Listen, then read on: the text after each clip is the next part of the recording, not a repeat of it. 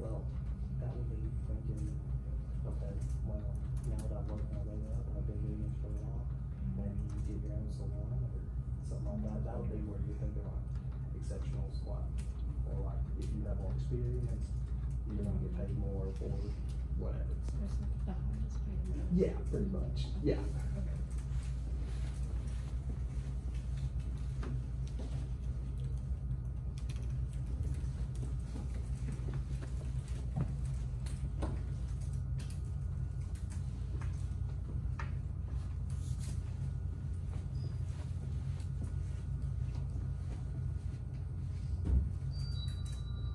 Alright guys, so right now once you just put pause on what you're working on, we're going to jump instead into just a little bit of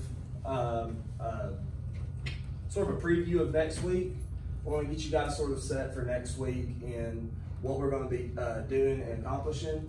So we're going to watch a quick video about the hero's journey, and then we're going to do some notes. Now personally, for me, I like doing notes on paper. It makes sense for me. It's a lot easier. You're gonna be, basically we're gonna be drawing a circle and you'll be putting notes around it. It's about 12 different steps of the hero's journey. So if you wanna do that on paper, that's what I always like to do. It made sense for my brain. Or if you just wanna write a list, if you wanna do it on docs or on draw where it's gonna be easier for you to draw circles. I can't do this very well. This is not my thing, obviously. Not very good at it. But if you wanna take notes, that would be the way I would suggest it.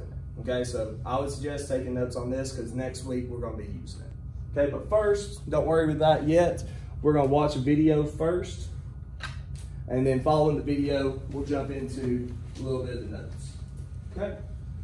Alrighty, let's see. There we go.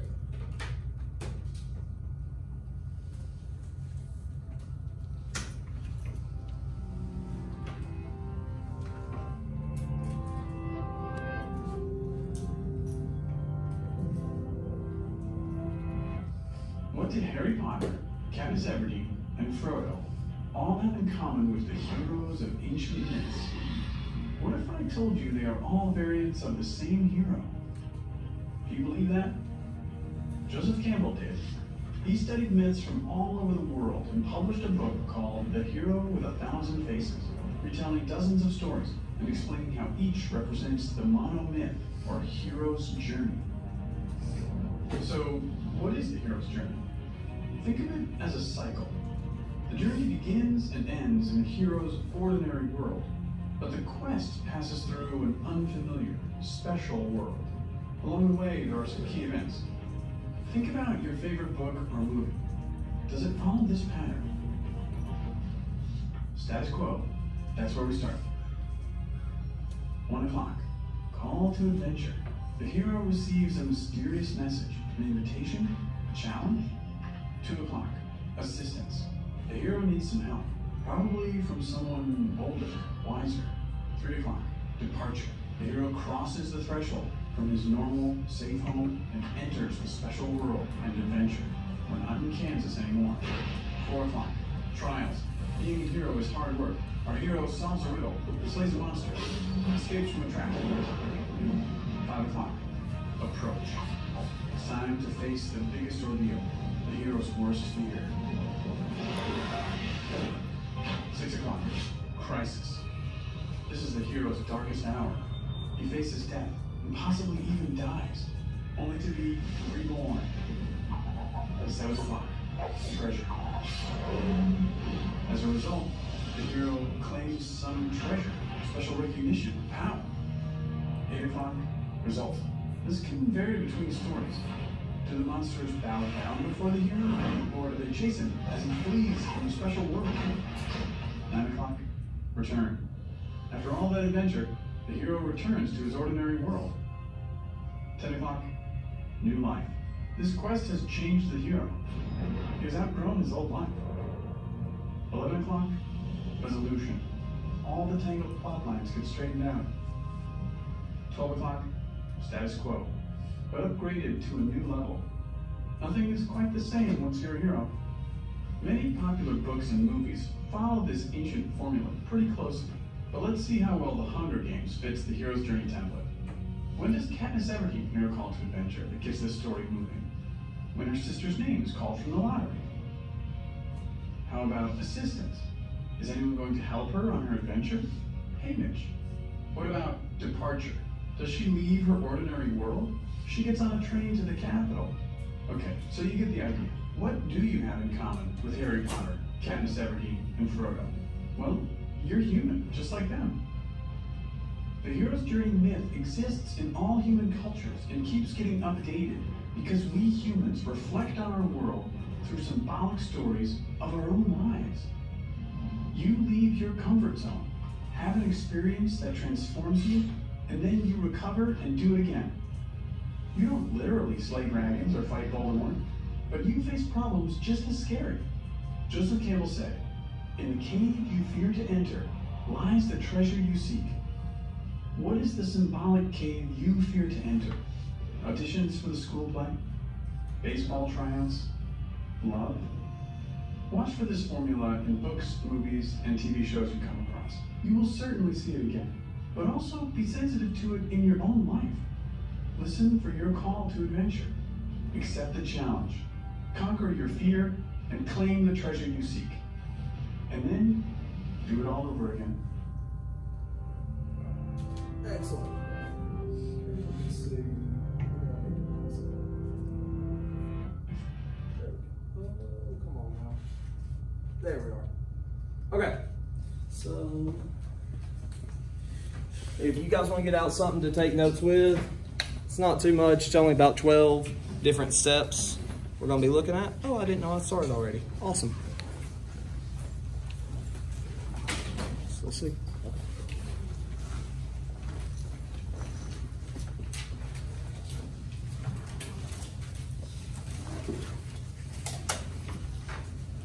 Yeah, so if you want to take notes on paper, that's the way I normally do it. If you want to do it on Google Docs and type it, or in Draw, where you can sort of draw it out a little bit easier, or in Slides.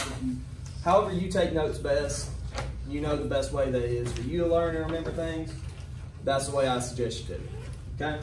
All right, so we're going to start off with the status quo. This is where, in most stories, you're going to have your hero or your main character.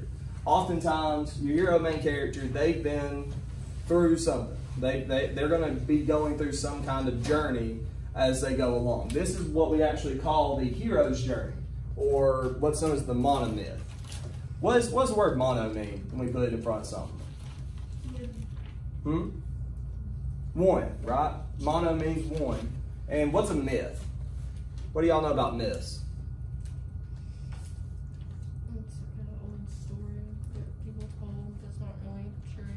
Okay, excellent. Yeah, it's an old story, not necessarily true. Oftentimes, they express sort of the world or events that, as humans, we don't really understand. It's stuff that's a little bit beyond our recognition, because we as humans, we have a beginning date and we have an end date.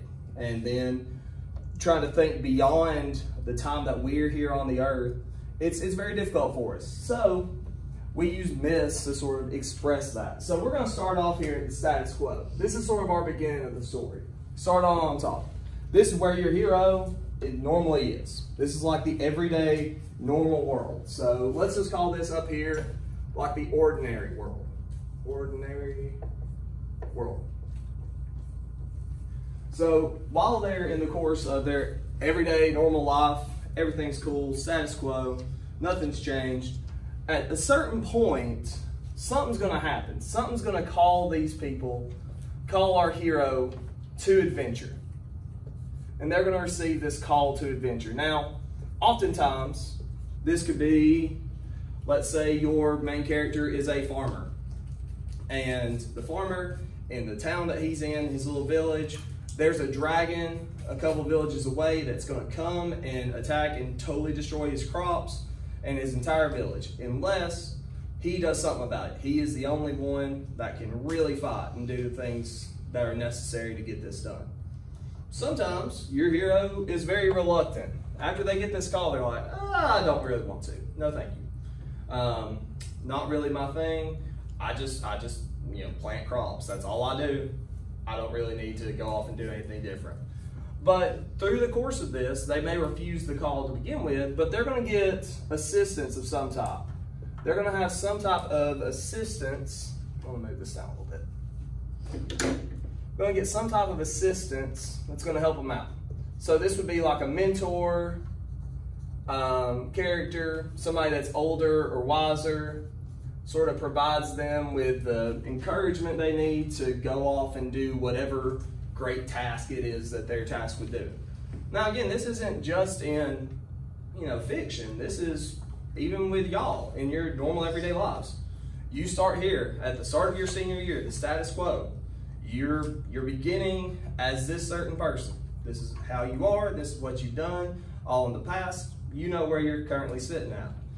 You have this call to do something, whether that is a call to finish your senior year and go off to this specific type of career, whether it's you're going to go into a technical field, or you're going to take some time off and work with your parents for a little while and work your way up and sort of get yourself ready before you sort of launch yourself out into your own business or whatever it is you choose to do. That's a call. That's a calling. It's sort of pulling you there, and you get assistance. There's some kind of mentor. Somebody's going to provide you with something to sort of help you along, whether it's just advice, whether it is maybe a push in the right direction, offering a job, something like that. That could be possibly in like the normal everyday world. If you want to think like me, I like video games. I think like Legend of Zelda. When you think of the Legend of Zelda, at the very first part of the game, he's given a sword and a shield to go and save the princess from whatever new monster is trying to attack her this time. So he gets sort of help from this mentor character. At this point, you have the departure. This is moving from where they currently are to where they want to be. So they are going to depart their normal everyday lives and leave to go and do something else. Departure. Oh, that's hard to read.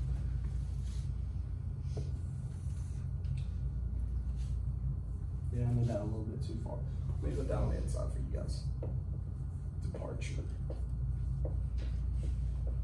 This is when your hero is going to leave the realm of the known, and they're going to go into this sort of unknown world. They're going to go somewhere they've never been before. They understand this place. This makes sense. This is the ordinary. They've lived their life here. Yeah, they've been called to go do something. They get help from, the old man that lives in the village that's going to provide them with some kind of weapon or advice to be able to go off and do whatever thing it is they're expected to do. Then they're getting ready to depart. They're getting ready to leave. They're going to leave the known and they're going to enter the unknown. So they leave the known to now enter into the unknown. Now, as they get to this unknown place, this is more like a special kind of world. I think of it as like, this is the place where your hero or character is going to grow in some way, because they're going to be faced with a lot of issues coming into this new world. So this would be like a special world of some type. The rules here don't necessarily make sense to them. It's a whole different environment. And so the first thing that your character's going to experience, they just now got here, they're going to face some kind of trial, a test, a situation, something that is going to really mess with them and trying to attack whatever it is they're trying to get done. And now from these trials, they're going to grow.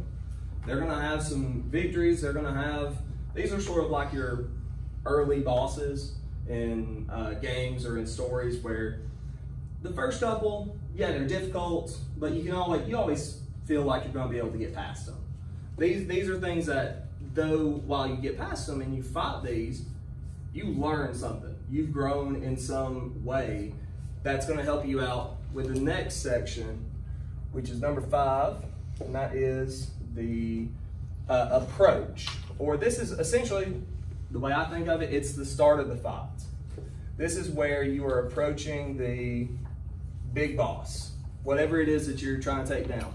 Whether it's it doesn't have to necessarily be a physical thing. It could be a spiritual battle that you're facing. It could be a mental battle. It could be like an emotional kind of thing that your hero is going through. Maybe they're trying to finally meet their birth parents, and they're having to deal with that emotion. And this is the time that they're driving right up to that driveway, and they're about to meet them. There's a lot of things going to be going on. This is where your hero is going to be getting close to starting this big fight, okay? So I like to think of this as like the fight starts here. So your fight begins, whatever that fight may be. And that fight is going to travel with us a good long ways. It's going to go all the way across. So we've approached, we're here, we're fighting. During the course of this though, your hero is going to face a crisis. Everything's going south. Your hero has been beaten down. They've experienced probably the toughest time of their life. They are the farthest from where they were to begin with. If you look at the sort of the circle, think of this as like the story, they are the farthest away from where they felt comfortable and safe and everything started at the beginning of the story. They're in the total lowest point of their life. This is a tough time. They're having difficulties trying to manage, whether it's their mental state, whether it's the actual physicality of it. They may even possibly die in this area. You may think like, I think Harry Potter, he dies at one point and he's reborn again. He's raised from the dead, and then he takes on Voldemort and fights and wins in the end. So it's the same kind of basic principle.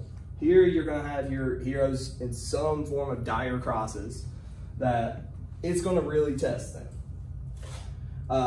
Now, right here, this is normally like a turning point. Following the crisis, there's going to be like a turn. Things are going to switch where the hero is now going to have the advantage of some type.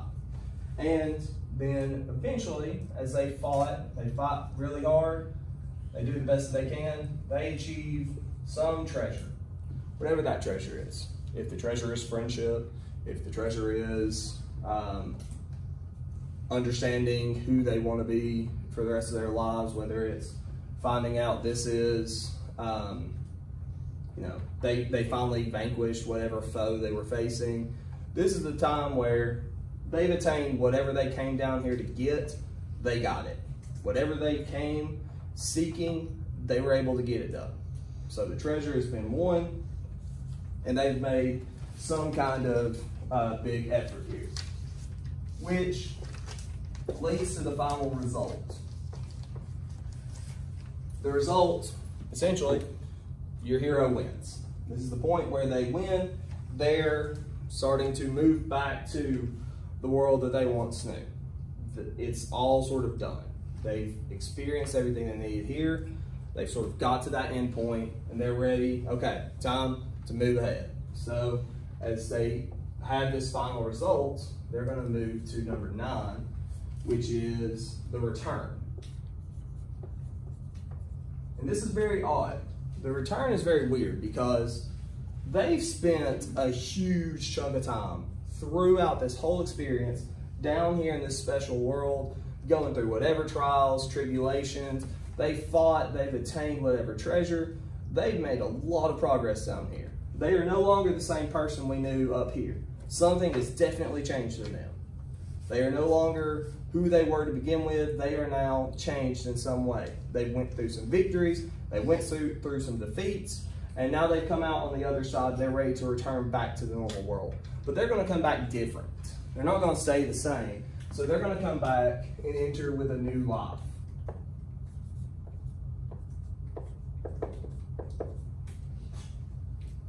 And this new life, essentially, they've already defeated their foe. They've come back to where they once were, but they have some change of heart.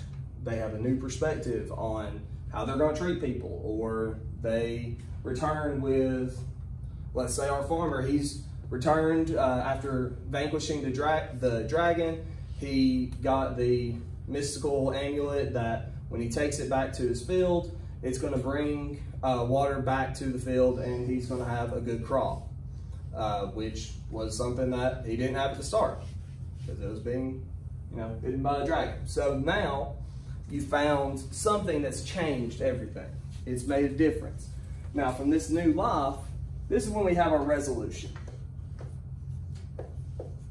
Resolution. Everything's resolved. At this point, everything's done. It's fixed. Any kind of extra characters we had, like the old man that helped him out here at the very beginning of the story, we totally forgot about him. We haven't talked about him since. From here all the way to here, we haven't mentioned this guy at all. So we want to tie up any loose threads, any stories that we haven't really handled throughout the course of this. And it sort of just wraps everything up so that you're not like, wait, but what, wasn't this guy gonna die like way back here? But now this character, what happened to him? Instead of having those questions, we just resolve it here, most of the time. And then we reach the last point, which is the status quo. That is where we sort of started. I always think of the status quo, it's like the normal. This is like the normal, every day. This is what our hero was used to. Our main character knew that normal for a long, long time. But now that they've gone all the way through this whole process, they went all the way around, and they've come back here to sort of start again. This is their new normal. It's no longer the same normal it once was, because they've changed. They're different. They have new perspective. They're coming with a new power or more strength. Whatever it may be, they're coming at this new life completely different. This ordinary world is no longer the same because they have changed, or the environment around them has changed because of what they had done through the course of this experience. So this new normal, that's where you're going to find your character. But since it's a circle, it's going to keep going. It doesn't stop. The hero's journey doesn't end. Once you reach your new normal, you're going to have to go on another quest, and another, and another. That's the way life is. You start, you have some adventure, you go through some trial, some tribulation. 10th grade, I went through a real tough trial. My mom passed away when I was in 10th grade. That was very tough on me. That was a very big journey for me to go through that experience, especially in high school. That was tough. And going through that experience, I came out and I reached a new normal. I understood where I was at. I was still wasn't at a great level, but I was at least at a new normal. I could function understanding where I was. And then I keep going. Going through college and through teaching and all that, you still go through these things. You're going to have ups and downs. You've noticed this because you've been here for 3 years. You've had ups and downs through the course of your high school experience. It's still going to continue. It doesn't stop when you leave high school. But when you do leave, you're going to grow. At the end of it, you're going to grow in some way. Whether it's you've experienced something super negative or something super positive, you're going to come out of it and grow in some way, shape, or form. Okay? All right, anybody have any questions on this stuff? Okay, cool. So we should have